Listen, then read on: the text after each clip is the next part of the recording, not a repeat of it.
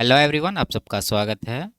RRB NTPC 2019 का CBT 1 का maths का सॉल्यूशन कर रहे हैं, जिसमें 28 दिसंबर 2020 से 7 अप्रैल 2021 तक जितने भी शिफ्ट में एग्ज़ाम हुए सभी शिफ्ट के सॉल्यूशन कंप्लीट हो चुके हैं। इन सब के वीडियोस प्लेलिस्ट में मिल जाएंगे। आज की क्लास में 8 अप्रैल 2021 का दूसरा शिफ्ट का सॉल्यूशन करेंगे। इसका पहला शिफ्ट का वीडियो भी प्लेलिस्ट में मिल जाएगा। और इन सब के सॉल्यूशन पहले ही कंप्लीट हो चुके हैं। इनके वीडियोज देखने के लिए प्लेलिस्ट विजिट कर सकते हैं। लिंक नीचे डिस्क्रिप्शन में दिया गया है। तो शुरू करते हैं। उससे पहले चैनल पर नए हैं तो चैनल को सब्सक्राइब कर लीजिए। आगे बढ़ते हैं। पहला सवाल है, ए और बी एक साथ मिलकर किसी कार्य को 10 दिन में पूरा कर सकते हैं। सी अकेले उसी कार्य को 14 दिन में पूरा कर सकता है।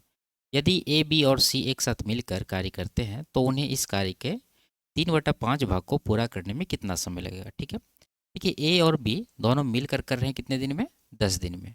और केवल सी इसको कर रहे हैं कितने दिन में, 14 दिन में। ठीक है, यहाँ पर कर रहे हैं। अब यहाँ पर टोटल वर्क इन दोनों का एलसीएम कितना हो जाएगा, 70। तो ए प्लस बी का एफिशिएंसी कितना आएगा, 10 से 70 को डिवाइड करेंगे तो 7 यूनिट। और सी का कितना आएगा, 14×5 = 70 यानी 5 यूनिट। अब इसे करना है काम का 3/5 भाग। टोटल काम माने हैं हम लोग कितना, 70। तो 70 का अगर 3/5 भाग निकाले तो कितना आएगा, 5 से ये कट जाएगा 14, 14 × 3 42। तो 42 यूनिट वर्क इसको करना है। और टोटल एफिशिएंसी इसका कितना होगा, 7 + 5 12। तो 12 से 42 को डिवाइड कर दीजिए, 6 से 2 बार में कटेगा, 6 से 7 बार में। तो 7/2 इस सवाल का जो है आंसर बनेगा। आगे बढ़ते हैं।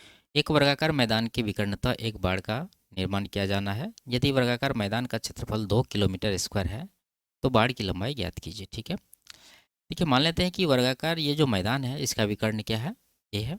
ठीक है, तो इसका जब विकर्ण ए माने हम लोग तो इसका एरिया क्या होगा। विकर्ण में एरिया निकालने के लिए हम लोग क्या करते हैं, 1/2 गुना विकर्ण का स्क्वायर बराबर। यहाँ पर जो एरिया दे रखा है इस मैदान का कितना है, 2 किलोमीटर स्क्वायर। तो इसको 2 के बराबर करेंगे तो यहाँ से ए स्क्वायर का वैल्यू कितना आएगा, 2 दूना 4। तो ए का वैल्यू कितना हो गया, 2। तो हम लोग विकर्ण को ए माने थे और ए का वैल्यू 2 निकला है, तो 2 ही इस सवाल का आंसर हो जाएगा। आगे बढ़ते हैं। इसको हल करना है। ठीक है, तो सबसे पहले इसका करेंगे, 17 में से 2 घटाएंगे 15। 15 से 45 को डिवाइड करना। अगर डिवाइड करेंगे तो कितना आएगा, 15 या 45, 3 आ गया। अब बाहर 5 है तो 5 × 3 हो जाएगा 15।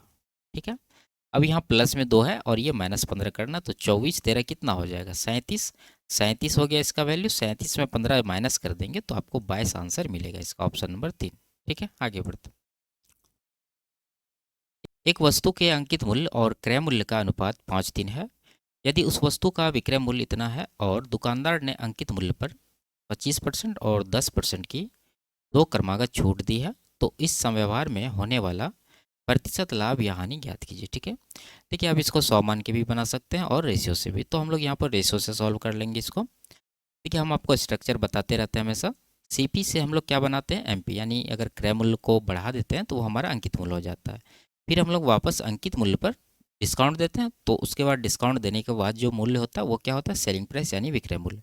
फिर जो फाइनल रेशियो आता है वो क्या आता है, सीपी और एसपी का। ठीक है, यहाँ से अगर आप गुना करेंगे तो ये एमपी एमपी कट जाएगा, सीपी और एसपी का रेशियो आएगा। यहीं से हम लोग प्रॉफिट रेशियो निकाल लेंगे, प्रॉफिट का परसेंटेज। तो यहाँ देखिए पहले सीपी और एमपी का रेशियो लिखना। तो ये क्रय मूल्य हमारा कौन सा होगा, 3 होगा, तो 3 है। और मार्क प्राइस कितना है, 5 है। 3:5 हो गया। अब ये डिस्काउंट दे रहा है सक्सेसिव, पहला 25 है, दूसरा कितना है, 10 है।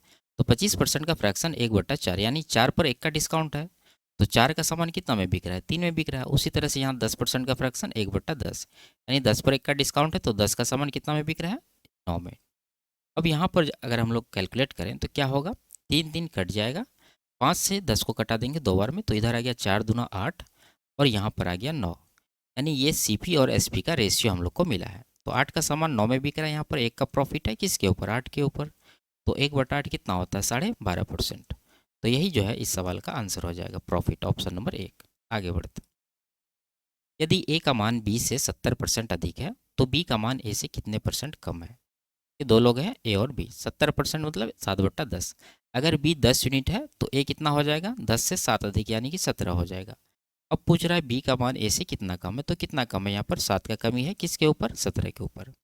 तो इतना परसेंट होगा, इसको आप 100% से गुना कर देंगे तो आपको मिलेगा कितना, 700/17। इसको डिवाइड करेंगे तो 17 चौके 68 जाएगा, 17 1 17 जाएगा, बचेगा 3 और नीचे 17। तो इतना परसेंट ऑप्शन नंबर 2 में ये दे रखा है। आगे बढ़ते हैं। राम और श्याम किसी कार्य को क्रमशः 12 दिन और 18 दिन में पूरा कर सकते हैं। उन्होंने एक साथ मिलकर वह कार्य किया और उन्हें इसके लिए 15,000 का भुगतान प्राप्त हुआ। उन्हें अलग अलग कितना भुगतान प्राप्त हुआ? ठीक है, दो लोग हैं राम और श्याम।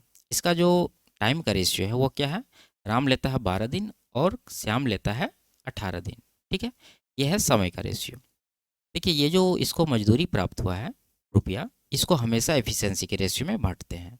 तो ये टाइम का रेशियो है, इसको आप कटा लीजिए 6 से 2 बार में, 6 से 3 बार में, तो 2:3 आया टाइम का रेशियो। तो इसका एफिशिएंसी का रेशियो जस्ट इसका इन्वर्स हो जाएगा, यानी ये 3 यहाँ आएगा, ये 2 यहाँ आएगा, 3:2 में इसका जो है मजदूरी बटेगा। तो टोटल कितना हो रहा है? 3 2 5 यूनिट, जबकि इसको मिला कितना है टोटल? 15,000।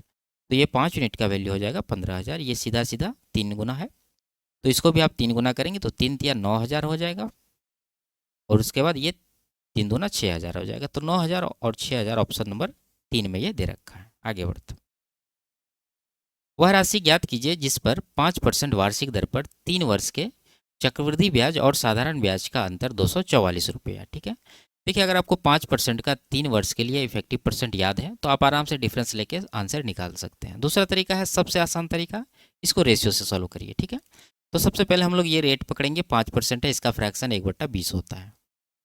तो हम लोग जो मूलधन यहाँ पर मानेंगे वो क्या मानेंगे? ये 20 और टाइम दे रखा है 3, तो यहाँ पर 20 का हम लोग क्या मानेंगे? क्यूब। तो 20 का क्यूब कितना हो जाता है? 8,000। ये हमारा मूलधन हो गया। ठीक है, हम लोग माने हैं। अब यहाँ जो है 3 वर्ष का चक्रवृद्धि ब्याज निकालने का रेशियो क्या होता है? हम आपको पहले कई बार बताए हैं, 3:3:1 ये रेशियो होता है, जिसमें ये जो पहला पार्ट है ये हमारा हो जाता है साधारण ब्याज, और बाकी ये जो टोटल है ये क्या हो जाता है? चक्रवृद्धि ब्याज। तो टोटल में से अगर पहला पार्ट घटा दें तो ये जो है लास्ट वाला, ये डिफरेंस आ गया। तो इसी का वैल्यू से हम लोग इसका निकालेंगे। तो देखिए, इसमें कैसे निकालते हैं? तो 8,000 है, इसका 5% निकालिए, तो 8,000 का 5% कितना आएगा? 400। तो पहले देंगे हम लोग 400।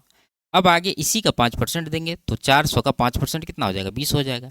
अब इसके आगे ये 20 का 5% देंगे, तो 20 का 5% कितना होगा? 1 रुपया हो जाएगा। ठीक है, अब ऊपर नीचे गुना करते हैं, तो ये तो हमारा साधारण ब्याज है, ये वाला पार्ट। अगर ये 400 गुना 3 कर दें तो 1200 आएगा, जो कि होगा साधारण ब्याज। और ये वाला जो है दोनों पार्ट, ये क्या है? डिफरेंस है। ठीक है, और टोटल जोड़ देंगे तो चक्रवृद्धि ब्याज निकल जाएगा। तो डिफरेंस यहाँ कितना आ रहा है? 20 या 60 प्लस 1 गुना 1 61, 61 आ रहा है, जबकि यहाँ सवाल में एक्चुअल में कितना दे रखा है? 244। तो इसी का वैल्यू 244 हो जाएगा। ये देख रहे हैं आप, 6 चौके 24, सीधा सीधा 4 गुना है। हमसे पूछ रहा था राशि यानी मूलधन, 8,000 माने थे, तो इसका भी 4 गुना करेंगे तो कितना आ जाएगा? 32,000।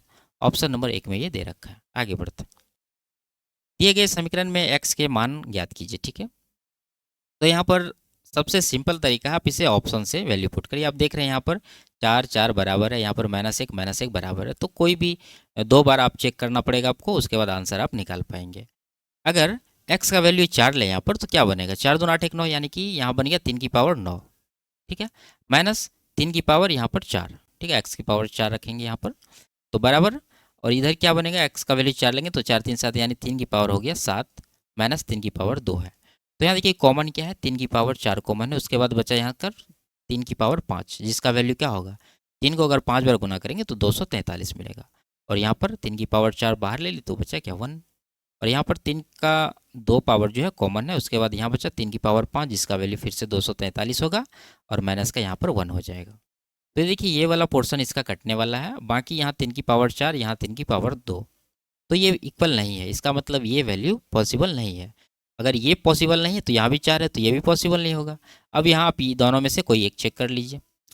अगर हम लोग यहाँ पर 2 रखें तो 2 दूना 4 1 5, 3 की पावर कितना आ रहा है? 5 आ रहा है, माइनस, और यहाँ पर कितना आएगा? 2 रखेंगे तो 3 की पावर 2 आएगा, बराबर।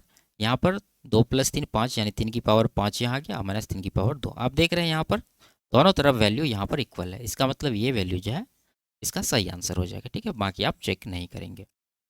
ठीक है, और दूसरा बेसिक से भी आप बना सकते हैं, जैसे कि ये देखिए यहाँ पर क्या है? 3 की पावर 2x + 1। तो प्लस हम लोग कब करते हैं? जब इसका आधार बराबर है और बीच में गुना रहे, तो इसको हम लोग तोड़ेंगे, तो इस तरह से तोड़ेगा ये 3 की पावर 2x गुना 3 की पावर 1 में, माइनस 3 की पावर x है। उसी तरह से इसको भी तोड़ेंगे तो 3 की पावर x गुना 3 की पावर 3 में ये टूटेगा, माइनस 3 की पावर 2 है। तो यहाँ पर कॉमन लेंगे, यानी तो आप क्या करिए, ठीक है, 3 की पावर x सब जगह है, तो 3 की पावर x को आप कोई टर्म मान लीजिए कि ये क्या है? k है। अगर k रखेंगे 3 की पावर x, तो यहाँ पर क्या मिलेगा आपको k स्क्वायर, और 3 है तो 3k स्क्वायर आपको यहाँ से मिलेगा। ठीक है, यहाँ से जैसे आप यहाँ पर समझ सकते हैं, जैसे 3 की पावर 2x है तो इसको 3x की पावर 2 भी लिख सकते हैं। तो 3x का वैल्यू 3 की पावर x का वैल्यू k लेंगे तो k का स्क्वायर मिलेगा, और 3 पहले से यहाँ पर है तो टोटल गुना होकर 3k स्क्वायर बन गया। ठीक है, और यहाँ पर इसका वैल्यू k हो जाएगा, बराबर यहाँ पर क्या होगा 3 3 9 27, इसका वैल्यू k लेंगे तो 27k मिलेगा आपको, और माइनस का 9 मिलेगा। तो ये 3k स्क्वायर है। ओके, यहाँ से 27 के इस तरफ लाएंगे तो 27k, और ये एक टोटल कितना हो जाएगा 28k। ठीक है, 28 है ये, माइनस में आ गया, और ये जो 9 है इस तरफ आएगा तो क्या हो जाएगा प्लस में 9 हो जाएगा, बराबर 0। तो आप देख रहे हैं गुना करने के बाद 9 या 27 हो रहा है, तो 28 को किस तरह से तोड़ना होगा 27 और 1 में, लेकिन यहाँ माइनस है तो दोनों में माइनस आएगा। ठीक है, और यहाँ देखिए के स्क्वायर का गुणांक क्या है 3 है, तो 3 से दोनों को डिवाइड भी करना होगा। तो ये आंसर नहीं होता, इसका अपोजिट होता है आंसर। तो माइनस है तो प्लस में आ जाएगा, इसको कटा दीजिए 9 बार में, तो -9 आया तो प्लस का 9 होगा, और यहाँ पर माइनस का 1/3 है तो प्लस का 1/3 हो जाएगा। अब यहाँ पर k का वैल्यू इतना आया, जबकि हम लोग k किसको माने थे 3 की पावर x को, तो यहाँ पर 3 की पावर x बराबर k का वैल्यू 9 ले लीजिए एक बार। तो 9 जब लेंगे तो 9 का आप क्या लिख सकते हैं 3 की पावर 2। अब देखिए यहाँ पर 3 3 आधार बराबर है, तो x का वैल्यू कितना हो जाएगा 2 हो जाएगा। तो एक वैल्यू निकाल के आंसर हम लोग लगा सकते हैं। अब दूसरा निकालना चाहते हैं तो इसको 1/3 के बराबर करके दूसरा वैल्यू भी निकाल सकते हैं। एक संख्या का 3/5 भाग दूसरी संख्या के आधे से 10 अधिक है। यदि पहली संख्या के 3/7 भाग से 8 घटाया जाता है तो प्राप्त संख्या दूसरी संख्या के आधे से 4 कम होती है। दोनों संख्याओं का योग ज्ञात कीजिए। ठीक है, देखिए मान लेते हैं दो संख्या हमारे पास a और b, तो योग निकालना है तो a प्लस बी का वैल्यू निकालना है। तो क्या कह रहा है कंडीशन कि एक संख्या यानी पहली संख्या का 3/5 भाग, तो a का 3/5 निकालेंगे तो कितना आएगा 3a/5। इतना जब करते हैं तो क्या प्राप्त होता है दूसरी संख्या के आधे से 10 अधिक। तो दूसरी संख्या b मान है तो b का आधा कितना होगा b/2, इससे 10 अधिक कर देंगे यानी +10। ठीक है, उसी तरह से यहाँ भी पहली संख्या के 3/7 भाग से 8 घटाया जाता है, तो a का 3/7 कितना आएगा 3a/7। इसमें से 8 घटा देते हैं तो क्या मिलता है हमें, तो प्राप्त संख्या दूसरी संख्या के आधे से 4 कम। तो दूसरी संख्या b है, इसका आधा b/2 होगा, उससे 4 कम यानी -4। ठीक है, तो आप ये जो -8 है इसको इस तरफ ले जाएंगे तो +8 होगा। तो -4 + 8 कैलकुलेट करके कुल मिला के आपको प्लस का 4 मिलेगा। आप यहाँ से माइनस को 8 हटा दीजिए। अब देखिए किसी एक को एलिमिनेट करना होगा, तो b/2 दोनों में समान है, तो आप यहाँ पर माइनस कर दीजिए। अगर दोनों इक्वेशन को माइनस कर देंगे तो ये दोनों कट जाएगा। यहाँ से 3a यहाँ पर लिख लीजिए 3a/5, उसमें माइनस करना है हमें 3a/7, और इस तरफ 10 में से 4 माइनस करना तो मिलेगा 6। कैलकुलेट करेंगे एलसीएम 35 आएगा, 7 या 21, 5 या 15, घटाने के बाद 6a मिलेगा आपको बराबर 6। तो 6 तो कट ही जाएगा, तो a का वैल्यू कितना आ गया 35 आ गया। ठीक है, अब a का वैल्यू 35 है तो यहाँ से इसमें रख के आप b का वैल्यू निकाल सकते हैं। अगर a का वैल्यू यहाँ 35 लेंगे तो आपको क्या मिलेगा 5 7 7 या 21 यानी 21, और उधर से आप 10 को इस तरफ ले आइए तो माइनस का 10 हो जाएगा बराबर b/2। तो 21 में 10 घटाएंगे 11, ये 2 इधर आके गुना होगा तो b का वैल्यू 11 दूना 22 आएगा। तो इन्हीं दोनों को जोड़ दीजिए, 22 + 35 कितना हो जाएगा 57। ठीक है, 57 इस सवाल का जो है सही आंसर, ऑप्शन नंबर 2। आगे बढ़ते दो कारें शहर ए से क्रमशः सुबह 8:30 बजे और सुबह 8:45 बजे शहर बी के लिए निकलती है। ये कारें क्रमशः 45 किलोमीटर और 54 किलोमीटर प्रति घंटा के चाल से चलती है। शहर ए से कितने किलोमीटर की दूरी पर दोनों कारें एक साथ होंगी। ठीक है, देखिए मान लीजिए कि ये पॉइंट जो है शहर ए है, इसको जाना है शहर बी के लिए। ठीक है, इस तरह से इसको मिला दीजिए। इन दोनों के बीच का डिस्टेंस नहीं दे रखा है और हमें चाहिए भी नहीं। अब देखिए एक कार 8:30 बजे खुल रही है, दूसरी कार 8:45 बजे खुल रही है, तो इन दोनों के बीच का गैप कितना है 15 मिनट का। तो जो कार पहले खुल रही है उसके द्वारा आप 15 मिनट में दूरी कवर करा लीजिए, उसके बाद दोनों का टाइम सेम कर लीजिए। तो पहली कार खुल रही है 8:30 बजे, तो पहली कार द्वारा मान लीजिए कि पहली कार ये है, इसके द्वारा कितना दूरी कवर होगा, इसका चाल है 45 किलोमीटर प्रति घंटा और ये टाइम है 15 मिनट। 15 मिनट को आप बोल सकते हैं 1/4 यानी कि 1/4 आवर। तो 1/4 से इसको गुना करेंगे तो ये कैलकुलेट कर सकते हैं, नहीं तो ऐसे रहने दीजिए, कैलकुलेट कर लेते हैं। ये आएगा आपको 11.25 यानी 11.25 किलोमीटर। ठीक है, तो दूसरी कार स्टार्ट होने तक पहली कार जो है 11.25 किलोमीटर का दूरी कवर कर चुका है। तो मान लीजिए कि ये बिंदु पर पहुंच चुका है। अब पहली कार भी चल रही इस तरह से, अब दूसरी कार भी यहाँ से स्टार्ट होगी।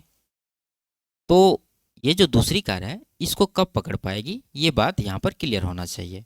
तो इन दोनों का गैप कितना अब रह गया है, मतलब कितना का गैप बना है, ये 15 मिनट के कारण ये 11.25 किलोमीटर का गैप बना है। इसी गैप को भरपाई करेगा कौन? दूसरी कार। किस स्पीड से? दूसरी कार का स्पीड है 54 और पहली कार का है 45। तो इन दोनों का डिफरेंस, क्योंकि दोनों एक ही दिशा में जा रहे तो डिफरेंस है 9 किलोमीटर। तो ये 9 किलोमीटर प्रति घंटा की स्पीड से इसको कवर करेगी। तो इसको कितना टाइम लगेगा? टाइम हम लोग निकाल लेते हैं। 9 से डिवाइड करेंगे, ये आएगा आपको 9 1 का 9, 9 2 18, 9 5 45, यानी 1.25 आवर्स, यानी इसको आप सवा घंटा बोल सकते हैं। इतना घंटा इसको लगेगा। अब इस बिंदु से आपको इतना घंटा आगे इस कार को चला लीजिए, पहली कार को, या नहीं तो इस पॉइंट से सवा घंटा आगे इस स्पीड से दूसरी कार को चला लीजिए। तो हम लोग दूसरी कार को चला लेंगे इस पॉइंट से सवा घंटा तक। तो कितना दूरी कवर हो जाएगा? डिस्टेंस बराबर हो जाएगा 1.25 आवर को आप 5/4 घंटा बोल सकते हैं, और दूसरी का स्पीड है 54 किलोमीटर। तो गुना करिए, नहीं तो पहले आप कटा लीजिए। 4 से ये कट जाएगा कितना? 13 चौके 52, उसके बाद 4 पंचे 20, यानी 13.5 किलोमीटर। गुना 5 करेंगे, 13 पचे 65, 2 67.5। तो 67.5 किलोमीटर की दूरी पर जो है ये दूसरी कार पहली कार को पकड़ लेगी, यानी दोनों आपस में मिल जाएंगे। तो ऑप्शन नंबर 2 में ये दे रखा है, ये इसका आंसर होगा। आगे बढ़ते, निम्नलिखित समांतर श्रेणी में के का मान ज्ञात कीजिए। ठीक है, देखिए आप इसको ऑप्शन से सॉल्व करेंगे तो जल्दी हो जाएगा। आप देख सकते हैं यहाँ 15 13 11, यानी यहाँ पर अगर दूसरा में से पहला को घटाएंगे तो आपको डी मिलेगा, यानी कॉमन डिफरेंस कितना का? 13 में से 15 घटा माइनस का 2, यानी ये घटते में है। तो ये देखिए कहीं ना कहीं ये जीरो हुआ होगा, जीरो हुआ होगा, उसके बाद ये फिर आगे प्लस में हुआ होगा। तो आप देख सकते हैं कि 15 13 11, और ये गया होगा कहाँ तक? मान लीजिए -11, -13 और -15 तक गया होगा। तो ये -15 से +15 तक अगर इसको जोड़ें तो ये जीरो होगा। तो ये टर्म हमारा जीरो हो गया। तो इनका योगफल कितना है? माइनस का 105 है। तो ये 105 किस कारण से आया होगा? आगे का पद इसमें मिला होगा, और ये माइनस में तो माइनस वाला मिला होगा। तो कितना मिला होगा? तो हम लोग यहाँ से इसका निकाल लेते हैं। जैसे -15 के बाद क्या आएगा? 2 का डिफरेंस, तो माइनस का 13 आ जाएगा, ये माइनस का 17 आ जाएगा। उसके बाद माइनस का 19, माइनस का 21 और माइनस का 23 और माइनस का 25। ठीक है, अब यहाँ पर आपको एक चीज़ देखना है, ये 7 तो प्लस वाला आंसर होगा नहीं। -21 अगर लें यहाँ पर, तो क्या इन तीनों पद, अगर -21 लेंगे लास्ट पद, ये के का वैल्यू, तो यही तीनों का है। तो ये तीनों को जोड़ने के बाद क्या -105 मिल रहा है? नहीं मिल रहा है। इसका मतलब ये भी आंसर नहीं होगा। ये तो होगा ही नहीं, क्योंकि ये तो इसमें जो जोड़ने में जीरो हो गया। अब बचा -25, तो -25 तक हम लोग ले चुके हैं। इन सबको जोड़ के आप देख सकते हैं कि आपको योगफल माइनस का 105 मिल रहा है कि नहीं मिल रहा है। तो आप इसको जोड़ेंगे तो आपको मिलेगा माइनस का 105। तो ये इसका आंसर हो जाएगा ऑप्शन नंबर डी। ठीक है, और दूसरा तरीका आप इसको बेसिक से फॉर्मूला से कैसे करेंगे, ये देखिए यहाँ पर इन सब का योगफल है माइनस का 105। तो माइनस का 105 देखिए, सबसे पहले योगफल निकालने का फॉर्मूला आपको पता होना चाहिए। क्या होता है? n/2 into 2a plus n-1 into D, यही होता है। अब यहाँ देखिए योगफल है माइनस का 105 बराबर n हमें नहीं पता है, तो n/2 लिख देते हैं। उसके बाद 2a, a का वैल्यू क्या है? 15 है, तो 15 दूना 30 हो जाएगा। प्लस का n-1, तो n हमें नहीं पता तो n-1 रहने देते हैं। डी हमें पता है, 13 में से 15 घटाएंगे माइनस का 2, तो ये -2 हमारा है कॉमन डिफरेंस, ये वैल्यू है। आप यहाँ पर कटा सकते हैं इसको, 2 से 30 को काट दीजिए 15 बार में, और ये 2 को काट दीजिए, यहाँ पर सिर्फ -1 बचा, और ये तो गुना करेंगे, यहाँ से मिलेगा माइनस का 105, और ये कितना हो गया? ये n बाहर है, तो 15 गुना n 15n हो जाएगा। उसके बाद यहाँ प्लस है, यहाँ माइनस है, तो कुल मिला के माइनस का हो जाएगा कितना? n गुना n, n स्क्वायर। ठीक है, और n गुना ये माइनस माइनस प्लस, तो ये कितना हो जाएगा? प्लस का n हो जाएगा। अब देखिए ये -5 को इस तरफ ले जाइए, या फिर इधर से ये ले जाइए। ठीक है, ये -n² को इस तरफ लाएंगे, प्लस में हो जाएगा n², और ये 15 एक 16n हुआ, इस तरफ लाएंगे तो माइनस का 16n हो जाएगा, और माइनस का 105 ये पहले से है बराबर 0 हो जाएगा। अब इसका निकालना है गुणनखंड। तो 16 को किस तरह से तोड़ेंगे? 21 गुना 5 में, 21 पंजे 105 हो जाएगा, 21 और 5 का डिफरेंस 16 भी है। तो यहाँ 16 का जो साइन है वो क्या है? माइनस है, तो बड़ा का साइन यहाँ पर माइनस रखना पड़ेगा, छोटा का प्लस रखना पड़ेगा। तो ये हमारा आंसर नहीं होता है, इसका अपोजिट होता है, यानी कि -21, तो ये +21 हो जाएगा, और +5 है तो माइनस का 5 हो जाएगा। तो माइनस वाला को हम लोग इग्नोर कर देंगे, तो यहाँ पर 21 जो है इनका वैल्यू होगा। तो n बराबर 21 हम लोग तो निकाल लिए। अब निकालना हमें k का वैल्यू। k मतलब क्या? nवां पद। तो nवां पद निकालने का फॉर्मूला क्या होता है? a plus n-1 into D. तो a हमारा तो हो गया 15, प्लस n कितना है? 21, 21 माइनस 1 20, गुना डी, डी कितना था? दोनों का डिफरेंस -1, ये माइनस का टू देंगे यहाँ पर, तो 20 दूना 40, माइनस का 40 प्लस 15, कुल मिला के माइनस का 25 आपको इसका वैल्यू मिलेगा। Option number D. ठीक है, आगे बढ़ते। 391 लड़कों और 323 लड़कियों को इस प्रकार समूहों में बांटा जाता है कि प्रत्येक समूह में सदस्यों की संख्या समान है तथा किसी भी समूह में या तो केवल लड़के हैं या केवल लड़कियां हैं। इस प्रकार बनाए गए समूह की न्यूनतम संख्या ज्ञात कीजिए। ठीक है, तो इसका वैल्यू क्या होगा, HCF होगा। तो दोनों का HCF निकालिए, 391 है, 323 है, दोनों का डिफरेंस लीजिए, कितना आ रहा है 8, यहाँ पर आएगा कितना 6, यानी कि 68। या तो 68 HCF होगा या नहीं तो इसका कोई फैक्टर होगा। तो आप देख रहे हैं कि 68 में क्या है 4 है, और 4 से दोनों में से कोई नंबर डिविजिबल नहीं है, तो 4 अलग कर लीजिए, तो बचेगा आपको 17 गुना 4 यानी 17। 17 से एक बार आप चेक कर लीजिए दोनों डिविजिबल है कि नहीं है। तो ये 17 से डिविजिबल है, ये 17 का 17 बचा 15, 17 नमा 153। ठीक है, ये भी 17 से डिविजिबल है।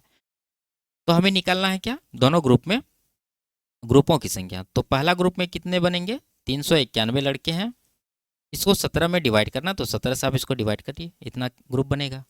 और दूसरा ग्रुप में टोटल 323 लड़के हैं, 323 लड़कियां हैं, और प्रत्येक का ग्रुप बनेगा 17 का, तो कितने ग्रुप बनेंगे, 17 से डिवाइड करेंगे। तो ये 17 से जब डिवाइड होगा, 17 दूना 34, 17 तिया 51, 17 1 17, 17 नमा 153, तो 23 प्लस 19 कितना हो जाएगा 42। ऑप्शन नंबर 2 में ये दे रखा है। आगे बढ़ते, यदि एक अर्थ घटाना बी का अर्थ जोड़ इस तरह से दे रखा है तो इसका वैल्यू कैलकुलेट करना। तो लिख देते हैं 48, बी का अर्थ क्या है जोड़, तो 48 प्लस 24 हो जाएगा। उसके बाद सी है, सी का अर्थ है भाग, यानी 24 भाग 12 कर देंगे। डी का अर्थ है गुना, तो 12 गुना 3 कर देंगे। ए का अर्थ है घटाना, तो आगे घटा के 4 कर देंगे। ठीक है, तो यहाँ पर आप कटा सकते हैं इसको 12 से 24 को। ठीक है, तो ये 2 बार में कटेगा, 2 तिया 6 माइनस 4 2, 48 2 50 इसका जो है आंसर होगा। आगे बढ़ते, इसका मान निकालना है।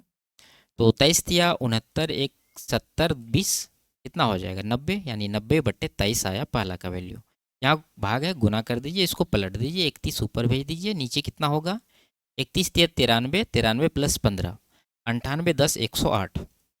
ठीक है, ये कट रहा है 18 से, 18 पंचे 90, 18 छके 108। अब नहीं कटेगा, 31 पंचे 155 और नीचे 23 छके 138।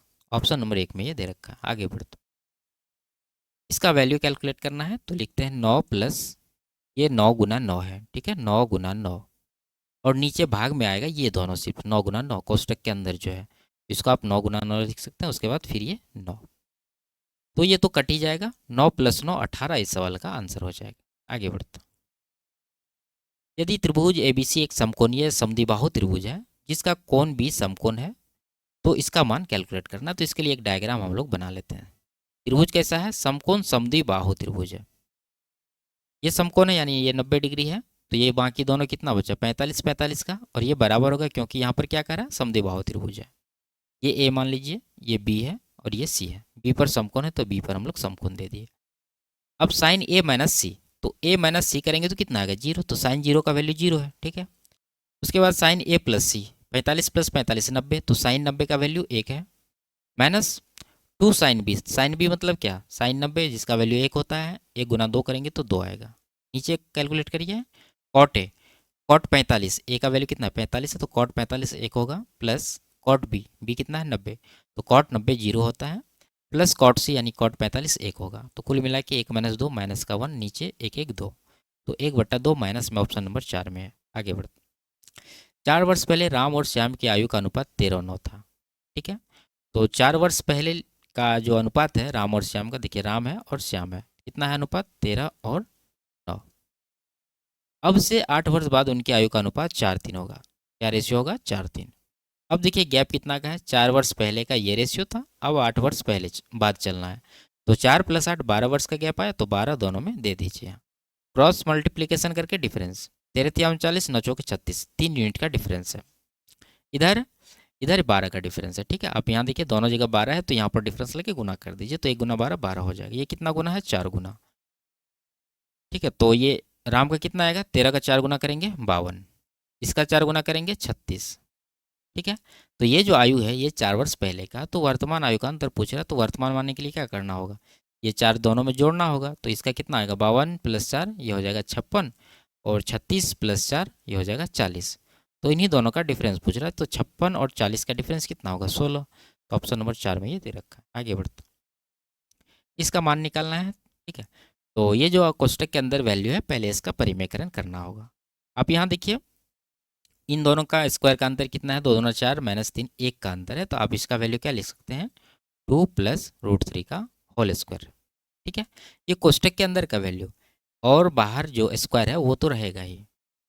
आप इसको समझ भी सकते हैं, अगर आप गुना करेंगे तो ऊपर मिलेगा आपको 2 प्लस रूट 3 2 बार और नीचे ए माइनस बी इंटू ए प्लस बी बनेगा जिसका वैल्यू यहाँ 1 हो जाएगा। तो इसको हम लोग छोड़ दिए, ऊपर वाला वैल्यू उठा लिए। तो पहले अंदर का कैलकुलेट कर लीजिए, ए प्लस बी के होल स्क्वायर पे कितना होगा 4 4 3 7 यानी 7 प्लस 2 दूना 4 रूट 3 हो जाएगा। और इसका अब फिर से स्क्वायर करना, तो ये कितना होगा 7 4 चौके 16 48 48 आप डायरेक्ट लिखिए यहाँ पर 7 का स्क्वायर कितना होगा 49 प्लस 4 चौके 16 48 प्लस 7 चौके 28 दूना 56 और रूट 3। तो 49 प्लस 48 कितना होगा 97 प्लस का 56 रूट 3। ऑप्शन नंबर 1 में ये दे रखा है। आगे बढ़ते 200 मीटर ऊंची एक इमारत के शीर्ष और तल से एक मीनार के शीर्ष का उन्नयन कोण 30 और 45 है। मीनार की ऊंचाई ज्ञात कीजिए, ठीक है। देखिए मान लीजिए कि ये जो है एक इमारत है, इसका ऊंचाई कितना दे रखा है 200 मीटर और एक ये क्या है मीनार है। इस तरह से इसको मिला दीजिए, ये ज़मीन हो गया। तो मीनार के शीर्ष से ये जो इमारत का शीर्ष से मीनार के शीर्ष का उन्नयन कोण जो है वो कितना है 30 डिग्री का, ठीक है। इसके पैरेलल एक रेखा यहाँ पर खींचा जाता है, तो ये एंगल जो बना ये 30 डिग्री का बना। अब ये जो इमारत है, ठीक है, ये इमारत है छोटा वाला, तो इमारत के तल से ये जो मीनार है इसके शीर्ष का उन्नयन कोण कितना है यहाँ पर कह रहा है 45 डिग्री का, तो ये वैल्यू हो जाएगा 45 डिग्री। अब लगाएंगे हम लोग रेशियो, ये 30 है तो ये कितना होगा 60 होगा, तो 30 के सामने 1 होता है, 60 के सामने कितना होता है रूट 3। अब बड़ा वाला ट्रायंगल देखिए ये 45 है, ये 90 होता है, तो ये भी कितना होगा 45 ही होगा यानी बराबर। तो ये वैल्यू रूट 3 है तो नीचे वाला भी रूट 3 होगा, और जब ये रूट 3 है तो ये पूरा ये भी कितना होगा रूट 3 होगा। और ये वैल्यू हमारा पहले से प्राप्त है 1 यूनिट का है। तो ये बाकी बचा वैल्यू कितना आ गया पूरा रूट 3 है, उसमें एक माइनस कर दीजिए तो रूट 3 माइनस का 1, ये बाकी बचा हुआ वैल्यू आपको मिलेगा। और ये 200 मीटर के बराबर है। हमें चाहिए क्या मीनार की ऊंचाई, यानी कि मीनार की ऊंचाई कितना है रूट 3, इसी का वैल्यू चाहिए। तो देखिए आप यहाँ पर लिख सकते हैं रूट 3 माइनस 1, इतना यूनिट का वैल्यू 200 मीटर है, ठीक है। ये 200 मीटर क्यों दिए, देखिए ये 200 मीटर है तो ये भी 200 मीटर ही होगा क्योंकि ये दोनों लाइन क्या है पैरेलल है। तो आप यहाँ से रूट 3 यूनिट का आपको निकालना है, तो आप क्या करिए 200 को रूट 3 माइनस 1 ये वाला से डिवाइड करिए और उसके बाद रूट 3 से गुना करिए। अब ये वैल्यू है, अब यहाँ रूट 3 माइनस 1 है तो इसका परिमेयकरण कर दीजिए, रूट 3 प्लस 1 से ऊपर नीचे हम लोग गुना कर देंगे, ठीक है। तो क्या मिलेगा, ये मिल गया 200 गुना रूट 3 और गुना रूट 3 प्लस 1 और नीचे ए माइनस बी इंटू ए प्लस बी करेंगे तो ए स्क्वायर माइनस बी स्क्वायर बनेगा, यानी कि 3 माइनस 1। तो ये 3 माइनस 1 2 हो गया, 2 से इसको काट दीजिए 100 बार में, तो कुल मिला के बचा कितना 100 root 3 into root 3 plus 1। Option number 4 में ये दे रखा है। आगे बढ़ते दी गई आकृति में ए बी और सी डी समांतर रेखाएं हैं, ठीक है। ये जो ए बी है और सी डी ये क्या है समांतर रेखाएं।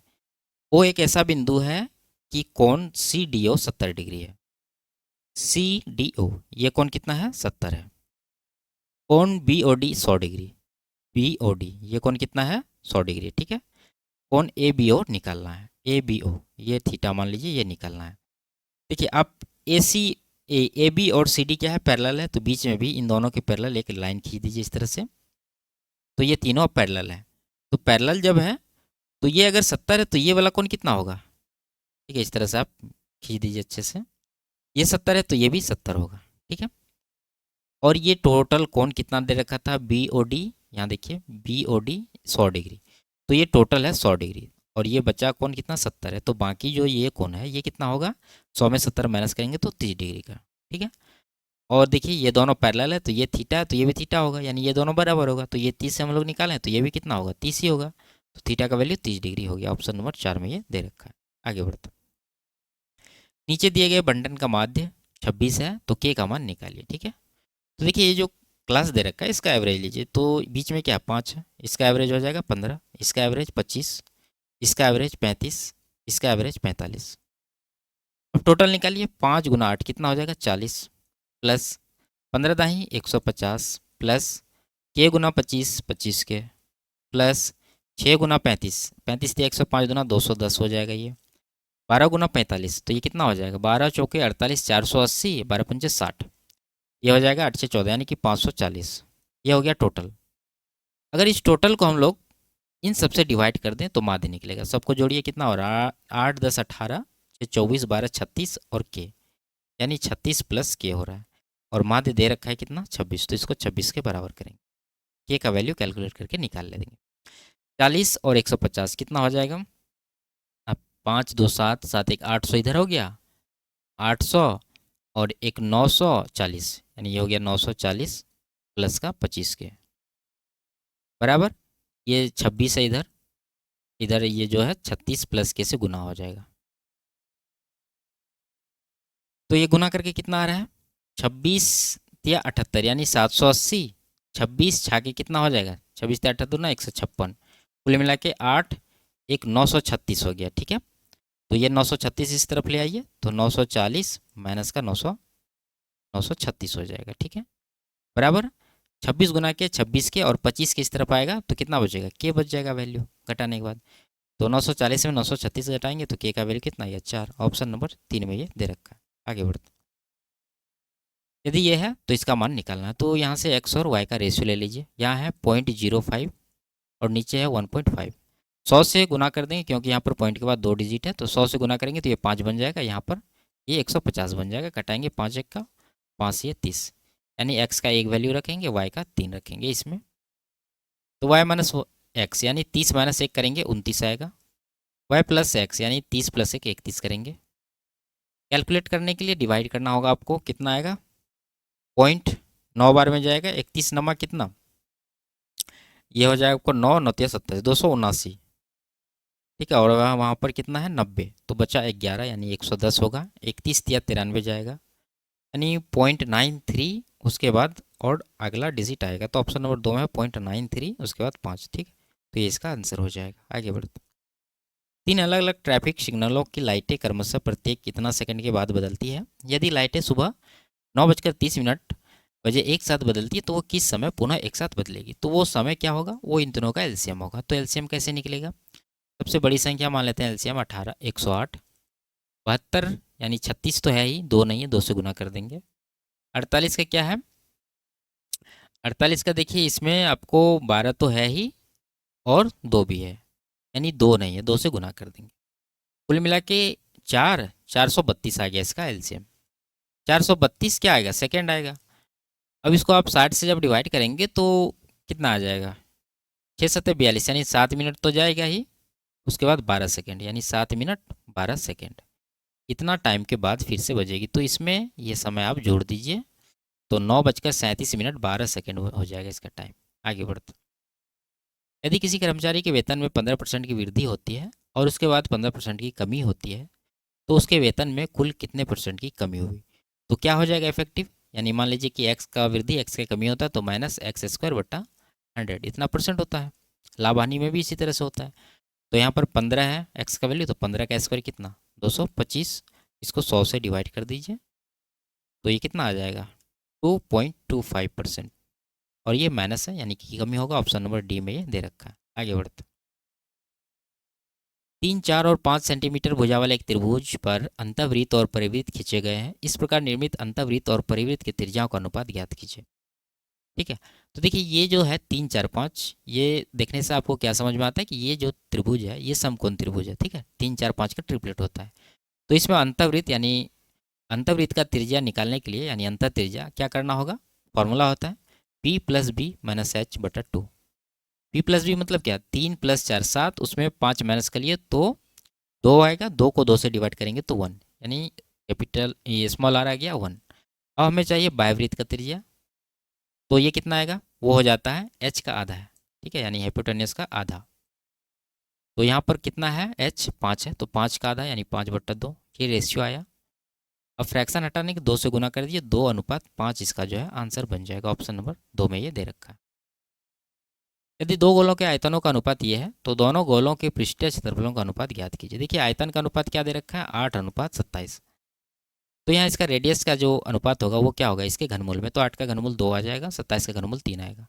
अब हमें चाहिए इसके पृष्ठीय क्षेत्रफल का एरिया, तो इसके स्क्वायर में हो जाएगा, 2 का स्क्वायर 4, 3 का स्क्वायर 9, तो 4:9 इसका आंसर बनेगा। आगे बढ़ते हैं। संख्याओं इसका माध्य m है, ठीक है, और इन सब का जो माध्य है वो m+1 है। माध्यिका q, बहुलक r है, तो इसका मान कैलकुलेट करना है, ठीक है। तो सबसे पहले m का वैल्यू हम लोग निकालेंगे, वो कहाँ से आएगा, इन सब का माध्य से। तो सबका माध्य निकालना है, तो m का वैल्यू हो जाएगा 4 2 6 5 11 8 19 2 21 3 24, और टोटल कितने नंबर हैं 6, तो 6 से डिवाइड करेंगे तो कितना आ गया वैल्यू 4, यानी m का वैल्यू 4 आ गया। तो यहाँ m का वैल्यू रख दीजिए आप 4, और यहाँ पर कितना हो जाएगा 4 + 1 5, तो ये वैल्यू आ गया 5। अब ये जो है इन सब का माध्य 5 है, तो आप यहाँ पर जोड़ के भी निकाल सकते हैं, नहीं तो 5 से यहाँ आप डायरेक्ट कंपेयर कर लीजिए और p का वैल्यू निकाल लीजिए। तो 5 से देखेंगे 4, एक कम है, एक कम है तो -1, 3 2 कम है तो -2, फिर से -2, 5 5 बराबर छोड़िए, यहाँ 4 है, 5 से कितना कम है 1, तो -1, 3 5 से कम है -2, ठीक, और p का वैल्यू निकालना है, तो छोड़िए, तो p का वैल्यू कितना आ जाएगा, ये जो माध्य है 5 वो तो आएगा ही। अब यहाँ देख लीजिए कितना आ रहा है, 2 1 3 2 5 2 7 1 8, माइनस का 8 आ रहा है, तो ये p का वैल्यू निकालने के लिए हम लोग यहाँ पर प्लस का 8 करेंगे, तो p का वैल्यू कितना आ जाएगा 13, तो p का वैल्यू आ गया 13। अब यहाँ से ये डाटा उठा के फिर इसका माध्यिका निकालेंगे तो जाके q का वैल्यू आएगा। तो डेटा क्या हो गया, इसको आरोही क्रम में लिख दीजिए, p का वैल्यू 13 है, यहाँ पर 13 दे दीजिए, ठीक है। अब इसको आरोही क्रम में लिखने के लिए सबसे पहले 3 है 3 बार, तो 3 3 3, उसके बाद 4 है 2 बार, 4 4, और उसके बाद 5 है, फिर 13, टोटल कितना हो गया 3 3 6 1 7, यानी यहाँ प्रेक्षणों की संख्या विषम है, तो माध्यिका क्या हो जाएगा बीच वाला पद, तो बीच में क्या है 4 है, ठीक है, तो 4 इसका माध्यिका हो गया। और बहुलक कितना हो जाएगा, बहुलक देखिए सबसे अधिक बार आया हुआ क्या है 3 है, तो 3 इसका बहुलक होगा। तो वैल्यू रखिए, इसका वैल्यू हम लोग निकाल रहे हैं यहाँ पर p का वैल्यू 13 निकाले थे, ओके, प्लस q मतलब क्या माध्यिका, q का वैल्यू कितना है 4, तो 4 देंगे। r मतलब क्या बहुलक, r का वैल्यू है 3, तो -3 कर देंगे। 13 4 17, 17 में से 3 घटाएंगे तो 14 इस सवाल का आंसर होगा। आगे बढ़ते, इसको सरल करना, ठीक है। तो आप सबको एक बार जोड़ घटा लीजिए, उसके बाद फ्रैक्शन में बदल लीजिए, ठीक है। तो ये क्या है 1.45 का रेकरिंग हो रहा था, 45 फिर से 45 फिर से 45, इस तरह से आप लिख दीजिए, यहाँ पॉइंट है। उसके बाद इसमें जोड़ना है ये, ठीक है, पॉइंट है, उसके बाद 3 है, और 1 2 का रेकरिंग हो रहा है, तो 1 2 1 2 1 2 इस तरह से आप लिख सकते हैं। अब माइनस है, ठीक है, इन दोनों में जोड़ना है, इनको माइनस करना है, और यह 1.112, तो 1.112, और 2 का है रेकरिंग, तो 2 आप लिखते जाइए इस तरह से, ठीक है। अब यहाँ देखिए कितना आ रहा है जोड़ के, आप इसको छोड़ सकते हैं, यहाँ से देखिए 5 1 6 में से 2 घटा 4, 4 2 6 में से 2 घटा 4, 5 1 6 में से 2 घटा 4, 4 2 6 में से 2 घटा 4, 5 1 6 में से 1 घटा 5, 4 3 7, 7 में से 1 घटा 6, उसके बाद ये 1 में से 1 घटा 0, यानी 0.65444 इस तरह से आएगा। तो यहाँ देखिए पॉइंट के बाद यहाँ पर 1 अंक है, यहाँ पर 2 अंक है, जिसका रेकरिंग नहीं हो रहा है, तो वो जो आंसर मतलब जोड़ने घटाने के बाद जो होगा फाइनल, उसमें इन दोनों का एलसीएम यानी कि 2 अंक के पहले रेकरिंग नहीं होगा, यानी पॉइंट के बाद 2 अंक ऐसा होगा जिसका रेकरिंग नहीं होगा। तो यहाँ पर क्या बनेगा वैल्यू 0.654, और आप देख रहे हैं कि 4 का रेकरिंग हो रहा है, तो 4 पर आप रेकरिंग दीजिए, और बाकी ये जो 2 अंक है पहले इसको छोड़ दीजिए। तो ये वैल्यू निकल कर आया, लेकिन इसको फ्रैक्शन में बदलना है, तो उसके लिए आपको क्या करना होगा, ये नंबर लिखिए 654, उसमें माइनस वो करिए जिसका रेकरिंग नहीं हो रहा है, जैसे यहाँ पर 6 5 65 माइनस कर दीजिए, और नीचे जितना अंक रेकरिंग हो रहा है उतना 9, और जितना अंक रेकरिंग नहीं हो रहा उतना 0, तो 2 अंक रेकरिंग नहीं हो रहा तो 2 बार 0 देंगे। तो ये 654 में 65 घटाएंगे, आपको मिलेगा 589, और नीचे बनेगा 900। तो ऑप्शन नंबर 3 में इसका आंसर होगा। आगे बढ़ते, एक वस्तु मिस्टर एक्स को 20% लाभ पर बेची जाती है। मिस्टर एक्स इस वस्तु को 25% लाभ पर मिस्टर वाई को बेच देते हैं। यदि मिस्टर वाई उस वस्तु के लिए 225 रुपये का भुगतान करते हैं, तो मूल विक्रेता के लिए उस वस्तु का क्रय मूल्य ज्ञात कीजिए, ठीक है। तो ये मूल विक्रेता मान लेते हैं हमारा ए है, ए ने एक्स को बेचा और एक्स ने वाई को बेचा। तो ए ने एक्स को बेचा 20% के लाभ पर, तो मान लेते हैं ए के लिए कॉस्ट प्राइस 100 है, इस पर इन्होंने 20% का लाभ लिया और एक्स को बेच दिया 120 रुपये में। अब फिर एक्स जो है वाई को बेचा है 25% के प्रॉफिट पर, तो 120 का 25% कितना होगा 1/4 30 हो जाएगा। तो 120 में ₹30 जोड़ दीजिएगा तो आपको मिलेगा कितना 150, यानी y उसके लिए 150 यूनिट देगा। अब यहाँ देखिए रेशियो ये निकला है, y 150 यूनिट है, जबकि यहाँ एक्चुअल में y ने ₹225 का भुगतान किया। तो ये जो है 225, ये 150 यूनिट का वैल्यू है। निकालना है किसका, मूल्य विक्रेता यानी कि 100 यूनिट का। तो 100 यूनिट का निकाल दीजिए। 50 से 2 बार में, 50 से 3 बार में, 3 से ये 75 बार में कटेगा। 75 दूना 150, यानी ₹150 इस सवाल का आंसर होगा। आगे बढ़ते, दो संख्याओं का अनुपात 5:3 है तथा इनका अंतर 50 है। संख्याओं का गुणनफल ज्ञात कीजिए। देखिए अंतर यहाँ कितना रहा 2 यूनिट का, जबकि यहाँ कितना दे रखा है 50। कितना गुना है 25 गुना। पहला नंबर कितना आएगा 5 का 25 गुना 125, और 3 का 25 गुना 75। तो 125 गुना 75, इन्हीं दोनों का गुणनफल पूछ रहा। आप गुना करके आंसर दे दीजिए। ठीक है, तो कितना आ जाएगा 125 सतह, ये आ जाएगा आपको 875, यानी ये 87 50, 125 पंजे 625, जोड़ेंगे तो 5 7 3 9, 93 75, ऑप्शन नंबर 2। आगे बढ़ते, इसको घंटे मिनट और सेकंड में लिखना है, तो ये हमेशा आते रहता, हम इसको स्किप कर रहे हैं। ठीक है, आप अपने से सॉल्व कर लीजिए। आगे बढ़ते, इसमें कह रहा है उपरोक्त आंकड़ों के आधार पर इनमें से कौन सा कथन सत्य है। चेक करेंगे 2017 में सभी दुकानों की औसत बिक्री 90,000 है। ठीक है, तो देखेंगे 2017 ब्लू वाला है, सबको जोड़िए। 85 है 90, तो 8 9 17, 17 7 24, 24 8 32, 32 7 39, यानी 390 हो गया। और यहाँ पर 5 5 10, यानी कुल मिला के इसका हो गया 400। और एवरेज निकाला तो 5 से डिवाइड करेंगे तो आएगा कितना 80। तो 80 आया एवरेज, जबकि यहाँ कितना दे रखा है 90। इसका मतलब ये वाला ऑप्शन आंसर नहीं होगा। दूसरा, 2017 में केवल 2 दुकानों की बिक्री इस वर्ष के दौरान सभी दुकानों की औसत बिक्री से अधिक थी। तो 2017 का ही बात है, एवरेज निकाल चुके हम लोग 80, और देखेंगे कि 80 से कितना अधिक है, मतलब कितने दुकानों की संख्या है जो 80 से अधिक है। तो ए देखें तो ये 85 है, बी देखें तो 90 है, दोनों 80 से अधिक है, बाकी तीनों जो है 80 से कम है। तो 2 ऑप्शन है, इसका मतलब ये जो स्टेटमेंट है 2 दुकानों की बिक्री इससे अधिक है, तो ये इसका सही आंसर हो जाएगा। आगे बढ़ते, वर्ष 5 और वर्ष 6 में कंपनी सी द्वारा किए गए ग्राइंडर के कुल उत्पादन, उसी अवधि में कंपनी ए द्वारा किए गए ग्राइंडर के कुल उत्पादन का अनुपात ज्ञात कीजिए। तो 5 और 6 देखना है। वर्ष वर्ष 5 और 6 ये है कंपनी सी का है ग्रे वाला, जोड़िए 30 55, कितना हो गया 85। इसका रेशियो निकालना है किसके साथ, ए के द्वारा इसी अवधि में। तो ए का कौन सा है ब्लू वाला, 35 40 75।